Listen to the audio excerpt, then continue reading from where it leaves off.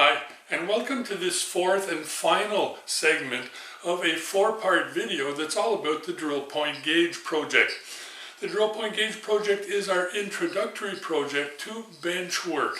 And today, well, we're going to be looking at or answering a question that I received from Teun, who wanted to know how to produce the graduated scale. And that's what we're going to be looking at today.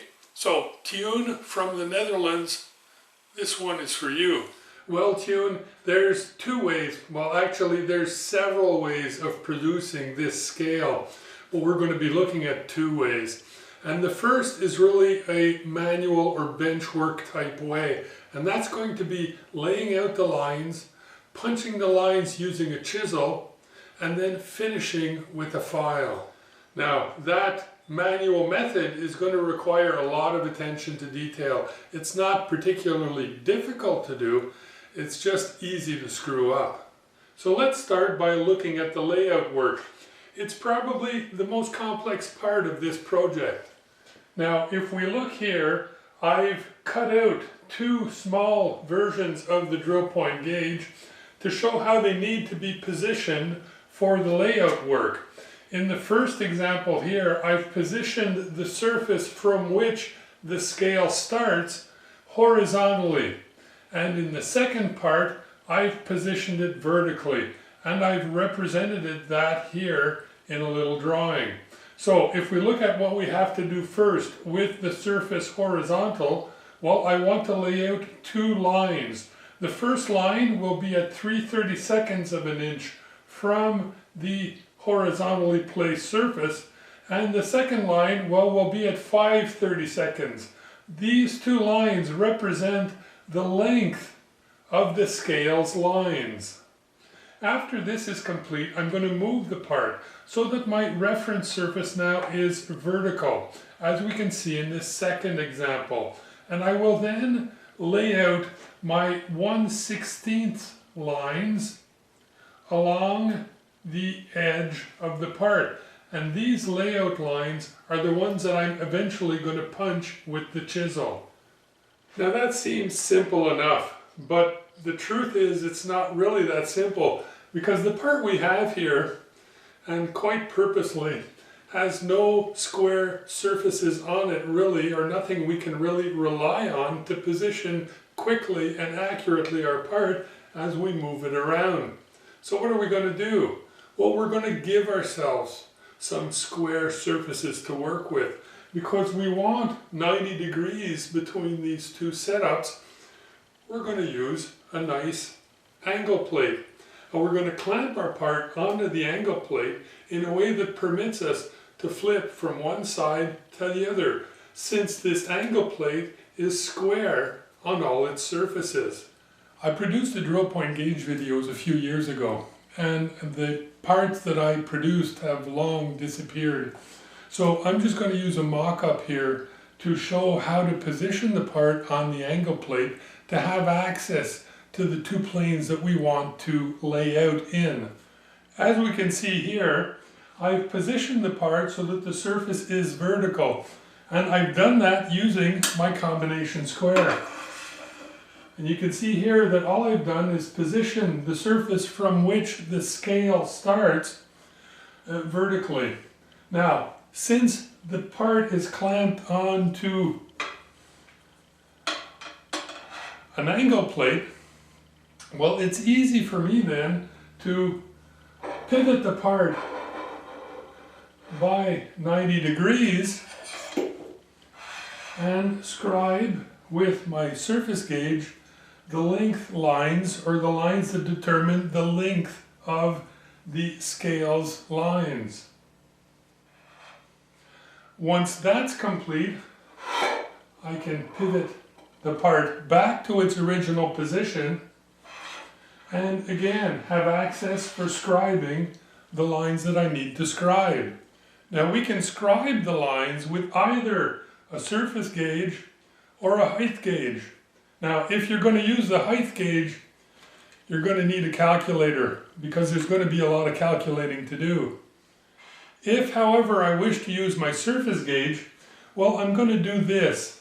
I'm going to set the scribe point of my surface gauge so that it's even with the first line that I want to scribe on the part. In this case, the famous intersection between the little hole in the corner intersection and the vertical surface.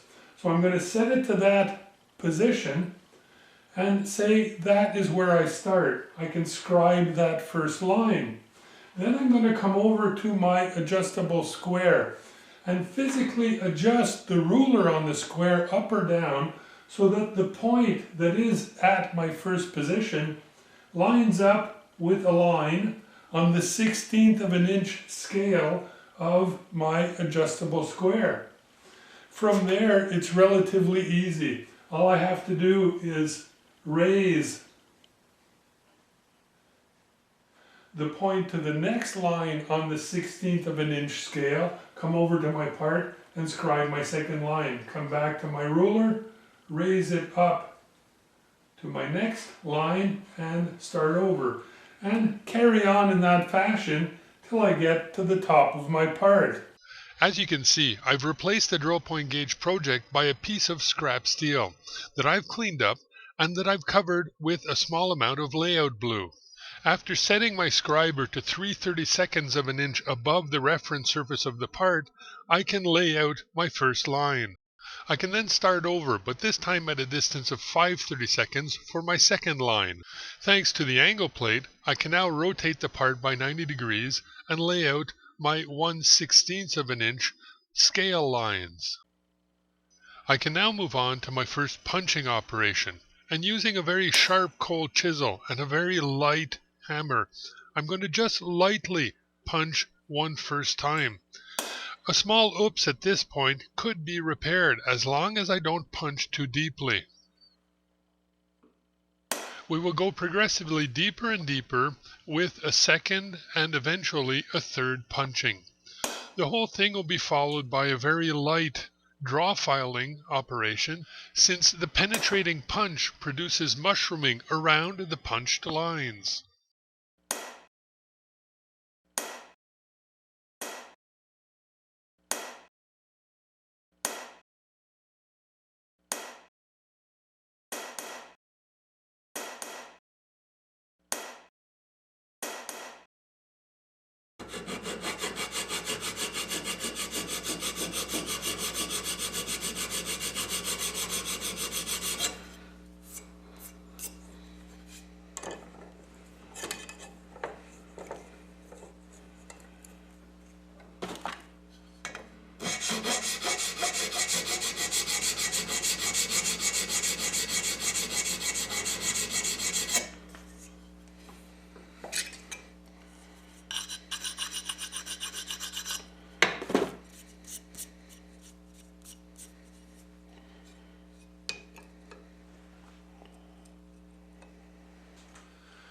Well, up till now, I've been using this very sharp chisel. It's not really a chisel, it was a center punch at one time, and I've reground the tip without overheating it to get it all soft, but I've reground the tip to make a small chisel, and it's very sharp. And that works pretty good. But I'd like to give a little more body to my grooves, and for that, I'm going to create on the end here a small flat with a fine stone.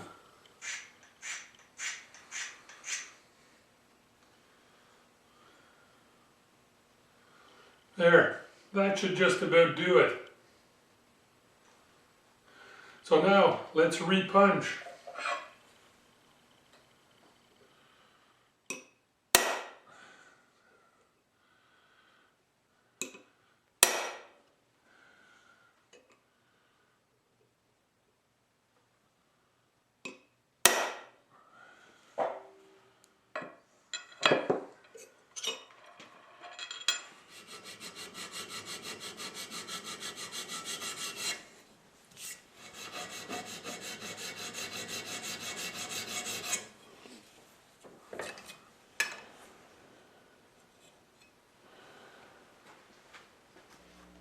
Now, if you wanted to do it on the milling machine, well, that would be a lot easier and require a lot less attention to detail. because all you have to do here is install an engraving tool in your spindle, clamp your part to the table, aligning the edge that you want to produce the scale on, and then just mill, come back, move over a 1/16 of an inch, mill, come back, move over, mill, come back, move over, and so on and so forth. You could even do it in a few passes if you wanted to get a better depth adjustment on it. So, Teun, I hope that helps you with your project, and to everyone else, happy machining.